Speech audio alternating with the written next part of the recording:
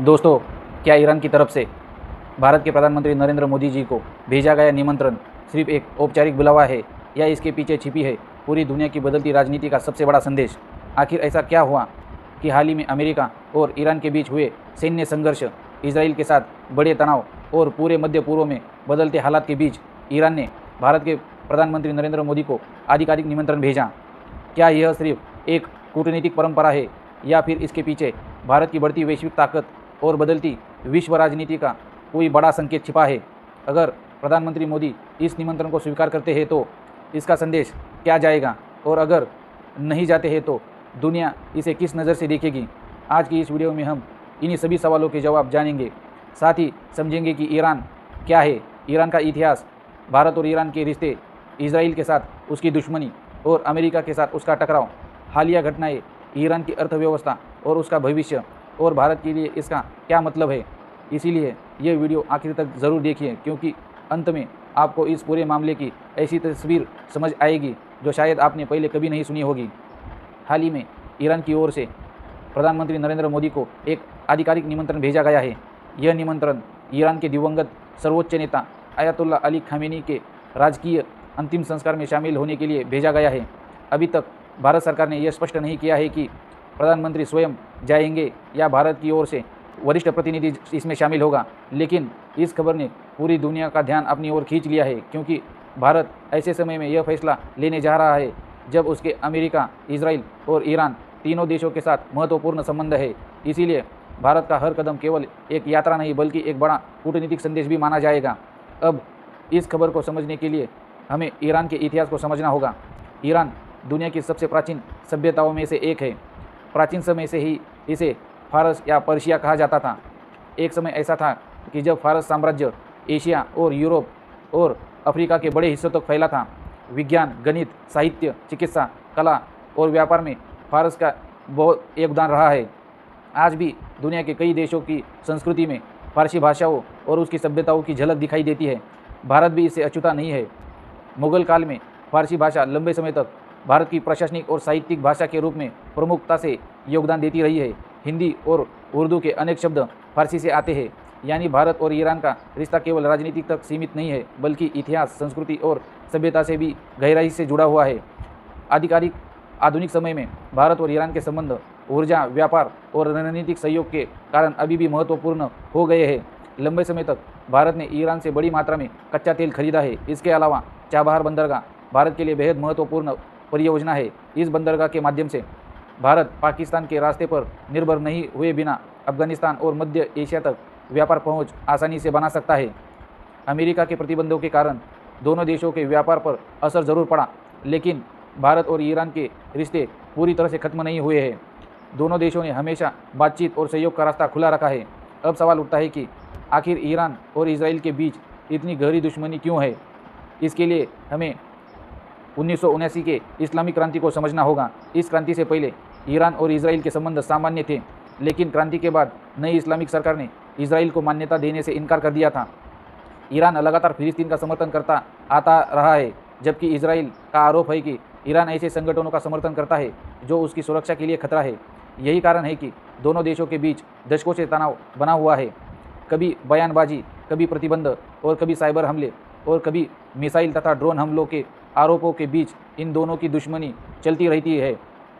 और पिछले कुछ समय से यह तनाव पहले से कई अधिक ज़्यादा बढ़ गया है और पूरी दुनिया को यह चिंता होने लगी है कि कहीं यह संघर्ष मध्य पूर्व को पूरे एक युद्ध में तब्दील न कर दे।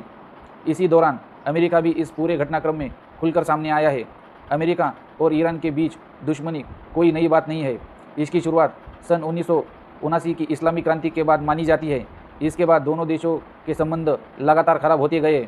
अमेरिका ने ईरान पर कई आर्थिक प्रतिबंध लगाए हैं, जबकि ईरान ने अमेरिकी नीतियों का लगातार विरोध किया है। सबसे बड़ा विवाद ईरान के परमाणु कार्यक्रम को लेकर हुआ है।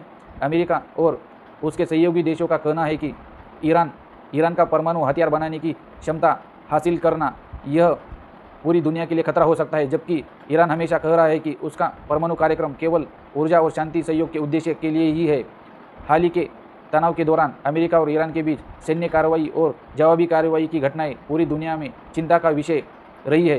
तेल की कीमतों से लेकर वैश्विक बाजार तक तनाव का असर देखने को मिला है। भारत के सामने सबसे बड़ी चुनौतियाँ ये रही है कि सभी महत्वपूर्ण साझेदारों के साथ संतुलन बनाए रखें। एक तरफ अमेरिका और इजराइल भारत के लिए रक्षा और तकनीकी सहयोग दे रहे हैं और दूसरी तरफ ईरान भारत की ऊर्जा सुरक्षा और चाबहार बंदरगाह जैसी रणनीतिक परियोजनाओं के लिए बेहद महत्वपूर्ण है। यही वजह है कि भारत की विदेश नीति हमेशा संतुलित, संवाद और शांतिपूर्ण आधारित रही है।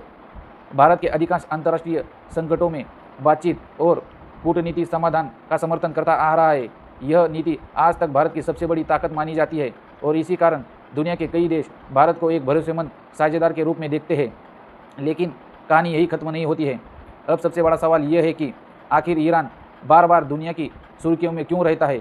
इसका सबसे बड़ा कारण है उसकी भौगोलिक स्थिति, उसके विशाल तेल और प्राकृतिक गैस भंडार और मध्य पूर्व की राजनीति में उसका प्रभाव। ईरान दुनिया के सबसे बड़े ऊर्जा संसाधनों वाला देशों में शामिल है, इसीलिए जब वहाँ तनाव बढ़ता है उसका असर केवल मध्य पूर्व तक सीमित नहीं रहता बल्कि पूरी दुनिया में तेल की कीमतों और व्यापार तथा अर्थव्यवस्था पर दिखाई देता है। यही वजह है कि दुनिया की बड़ी ताकतें ईरान से जुड़ी हर छोटी मोटी खबरों पर नज़र रखती है। हालांकि ईरान प्राकृतिक संसाधनों से समृद्ध है, लेकिन वर्षों से लगे अंतर्राष्ट्रीय प्रतिबंधों की वजह से उसकी अर्थव्यवस्था को काफ़ी नुकसान हुआ है। तेल निर्यात पर प्रतिबंध, विदेशी निवेश में कमी, बैंकिंग व्यवस्था पर दबाव और अंतर्राष्ट्रीय व्यापार में आई कठिनाइयों के कारण वहाँ महंगाई और बेरोजगारी अधिक बढ़ी है। आम लोगों को भी इन परिस्थितियों का सामना करना पड़ रहा है। इसके लिए ईरान ने अपने रक्षा क्षेत्र, मिसाइल तकनीक और वैज्ञानिक अनुसंधान में काफ़ी निवेश जारी रखा है। यही कारण है कि आर्थिक चुनौतियों के बावजूद आज ईरान क्षेत्रीय राजनीति में एक प्रभावशाली देश बनकर उभरा है। अब बात करते हैं ईरान के भविष्य की। आने वाले वर्षों में ईरान का भविष्य इस बात पर निर्भर करेगा कि वह अंतर्राष्ट्रीय समुदायों के साथ अपने संबंधों को किस दिशा में ले जाता है। यदि तनाव कम होता है, बातचीत आगे बढ़ती है और आर्थिक प्रतिबंध में राहत मिलती है तो ईरान अपनी अर्थव्यवस्था को फिर से मजबूत कर सकता है और वैश्विक व्यापार में अपनी भूमिका बढ़ा सकता है। लेकिन अगर सैन्य टकराव जारी रहते हैं और नए प्रतिबंध लगाए जाते हैं तो आर्थिक चुनौतियां और गहरी हो सकती है। इसीलिए फिलहाल यह कहना मुश्किल है कि भविष्य किस दिशा में जाएगा, लेकिन यह तय है कि ईरान को वैश्विक राजनीति से अलग करके नहीं देखा जा सकता। अब एक बार फिर से उस खबर पर लौटते हैं जिसने इस चर्चा को शुरुआत किया था। प्रधानमंत्री नरेंद्र मोदी को भेजा निमंत्रण केवल एक औपचारिक कूटनीतिक कदम नहीं माना जा रहा है, बल्कि इसे भारत और ईरान के बीच लंबे समय से चले आ रहे संबंधों और आपसी विश्वास का संकेत माना जा रहा है। हालांकि अभी तक भारत सरकार ने यह आधिकारिक रूप से नहीं बताया है कि यह कार्यक्रम प्रधानमंत्री नरेंद्र मोदी स्वयं शामिल होंगे या भारत की ओर से कोई अन्य प्रतिनिधि इसमें शामिल होगा। इसीलिए अंतिम निष्कर्ष निकलने से पहले आधिकारिक घोषणा का इंतजार करना ज़रूरी है। यह पूरी घटनाक्रम एक बात साफ होता है कि आज की दुनिया में कोई भी देश अकेला फैसला नहीं ले सकता। हर निर्णय के पीछे अंतर्राष्ट्रीय हित, सुरक्षा, ऊर्जा, व्यापार और कूटनीतिक और वैश्विक संतुलन से जुड़े कई पहलू इसमें शामिल होते हैं। भारत की सबसे बड़ी ताकत यही है कि उसने अलग अलग देशों के साथ अपने संबंध बनाए रखे हैं। विदेशी नीति और संतुलन की विदेश नीति भारत ने अपनाई है। अमेरिका, इजराइल और रूस, खाड़ी देशों के साथ और ईरान के साथ भी भारत ने अच्छे संबंध बनाए रखे हैं। भारत की सबसे बड़ी कूटनीतिक शक्ति बनकर उभरी है।